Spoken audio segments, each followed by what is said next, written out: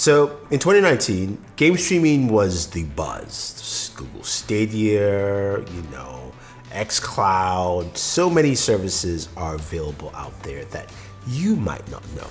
Now, as we move into 2020, it's going to play a bigger role. So let's take a look at some of the game streaming services you can use right now, especially as we jump into 2020. Let's check it out.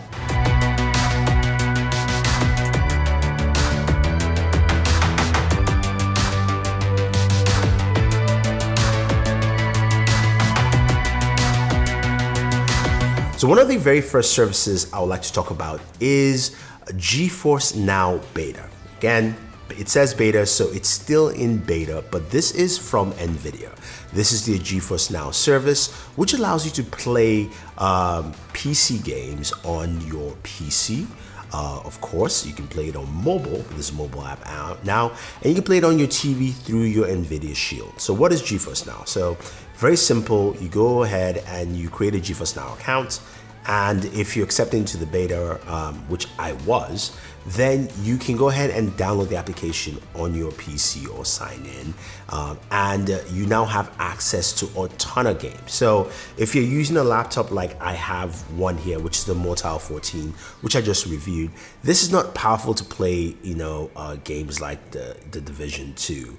Just can't run it. It's a Ryzen 5 mobile processor. So of course I can log in and play into those games. You've got access to those games. Now, do you buy games on GeForce Now or not? You not necessarily don't do that.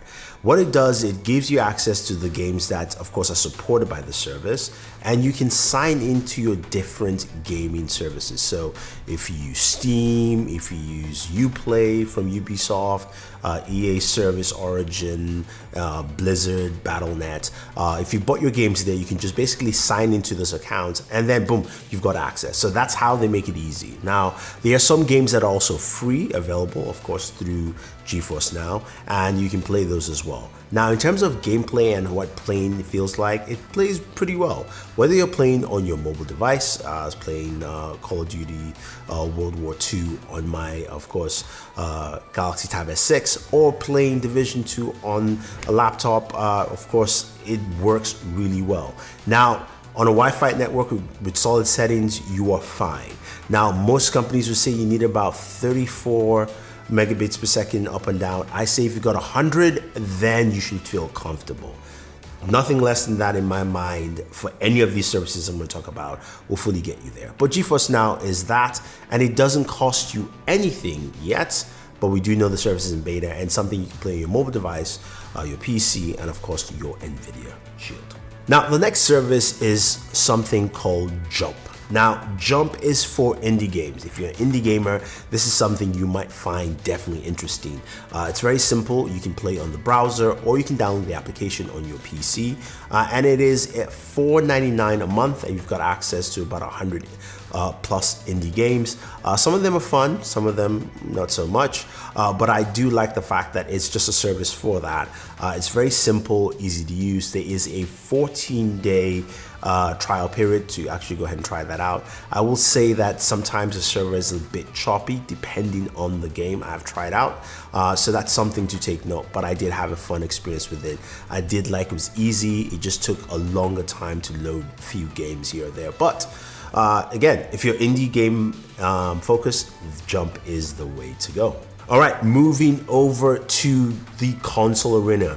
Now, I have talked about other consoles before, but I'm talking about PlayStation Now and PlayStation Remote Play. So PlayStation Now is PlayStation's game streaming service, if you will. You can download the application on your PC, and this allows you to play your bunch of games of PlayStation servers remotely. Now, you can also play those games on your PlayStation as well, so that's something to take note. There is a trial period for 7 days, or you can play monthly $9.99 a month to actually go ahead and access all these games. So for instance, I got to play God of War, the new God of War on PlayStation Now on this laptop, the Mortal 14. In terms of gameplay, it ran really well. I did have a few weird glitches. It didn't pick up my save point from me playing on my PlayStation, so I had to actually start the game from the very beginning. And the transition between cinematics to gameplay, which is usually very smooth, just became weirdly glitchy. That's just something to put out there and take note. But in terms of gaming and playing, it played really well. Again, with sufficient Wi-Fi settings, it works out really well. Poor Wi-Fi settings, not so much. So again, 100 megabits or more, but you can play your games quite effectively, and I thought it ran fairly smooth. Now, PlayStation Remote Play allows you to control your PlayStation remotely. So you can do that on your PC, but also on your smartphone or your tablet device. Now, playing on my Galaxy S10, you can connect your PlayStation controller, but I decided to use the on-screen controls to do that, and you can access and play games. So whether it's games in your disk drive or games you have in your system, you can do that as well. I found it to be less reliable than PlayStation Now, even though I was on the same network. I've just had issues with it. I've gone through a bunch of updates, but that's just mindful of what my experience was. Could be better for you, but you have that dual combination there from PlayStation with two separate applications. Again, PlayStation Now allows you to play games for their servers, and PlayStation Remote Play lets you play from your PlayStation itself. Samsung has a service of its own that is pretty simple and pretty straightforward. It's called the Play Galaxy Link. Now, what you have to do is download the application on your Galaxy device, whether it's Galaxy Note 10, S10, or Galaxy Note 9, I believe, and then you can go ahead and download the application on your PC. Now, what Play Galaxy Link does is it basically allows you to remote play from your PC to your Galaxy device. It's very simple and easy. What you do is once you install the application on your PC, you can go ahead and now find the games on your PC. So if your games cannot be found, you can add them manually. Again, it's still in beta, by the way, but according to Samsung, it's a free service, and you can remote play on your Galaxy Note 10. Now, I'm using the G-Lab Play controller, which is built specifically for the Galaxy Note 10, and it works pretty well, giving me simple and clear access to this. And I enjoyed it quite well. I was able to play games from my PC directly on my Galaxy Note 10, which is actually pretty cool. And again, since it's free, it's something I would say definitely if you're a Galaxy user, go ahead and try it out. There's some spec settings. When I initially used it, I had issues with AMD graphics cards, although it looks like that has been fixed, but just be mindful of that.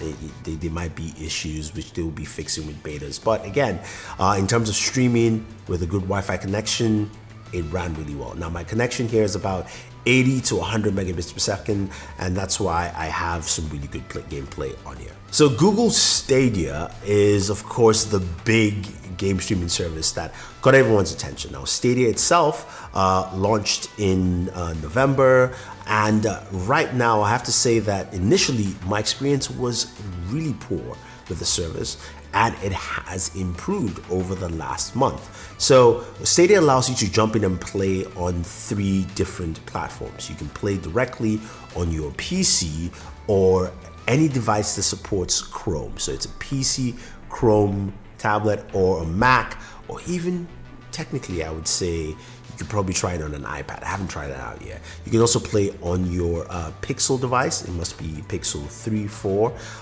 And finally, you can play on your TV through a Chromecast. Now, the service has 2 tiers. There is a free service which will be launching in 2020 at some point in time, first half of the year. And right now, there is the Pro bundle for $120 now. Currently, that is the only way to play it right now. Now, they promise 4K 60 on the TV, 4K 60 on the TV, which I just haven't experienced at all. But in terms of gameplay, it's much smoother and much more clean experience playing on, of course, Chrome on the laptop, which is the Motel 14, and also playing on my my Pixel 4 XL. I didn't notice that much slowdowns. It was very little, and I'm glad they're improving the service. The one thing about Stadia that I would say is a downside is you do have to buy the games.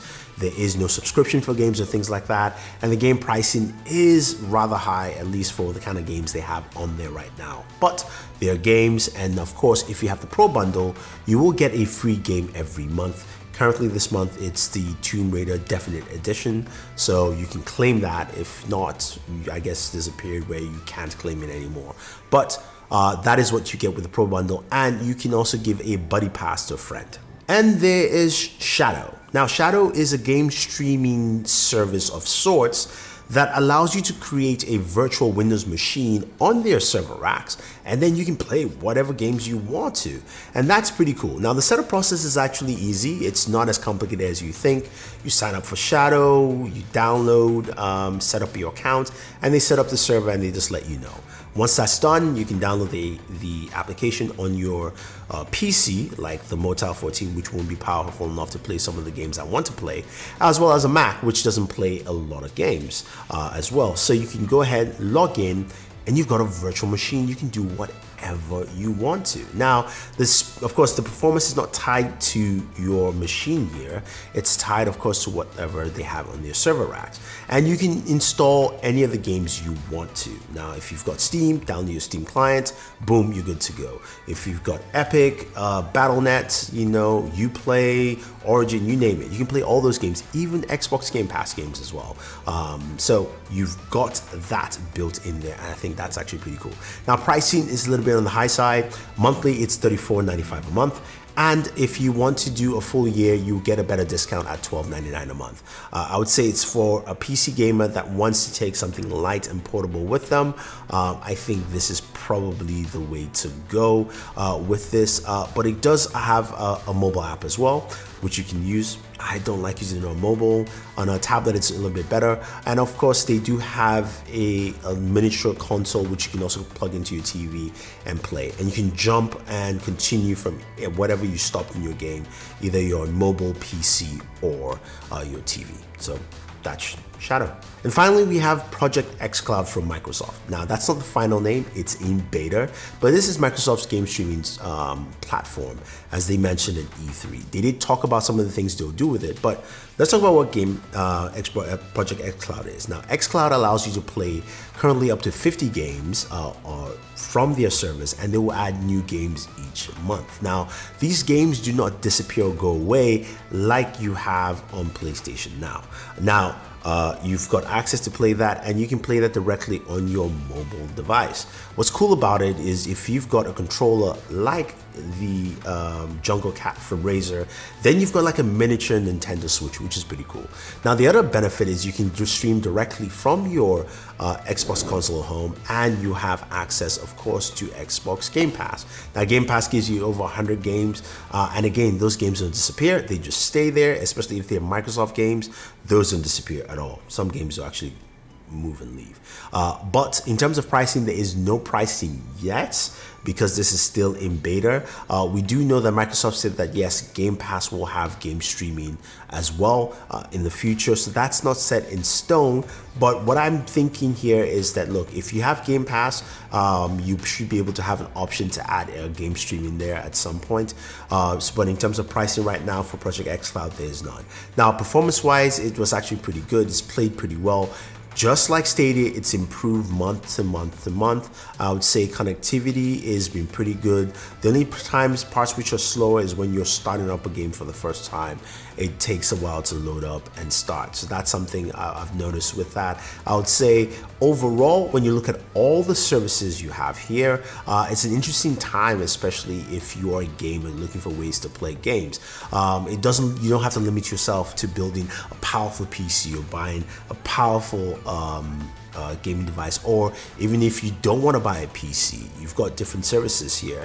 Things like Stadia allow you to jump from any device you want to play, or Project xCloud that allows you to jump into your mobile and have something really portable to take with you. Or if you're an indie gamer looking for something unique and special, you have all these things there. So there you have it, guys. Those are the streaming services out there. If I've missed any, let me know. But 2020 seems like a very interesting year for game streaming. I want to hear your thoughts. Leave them down below. Otherwise, thank you very much if you're watching this in 2019 on the very last day.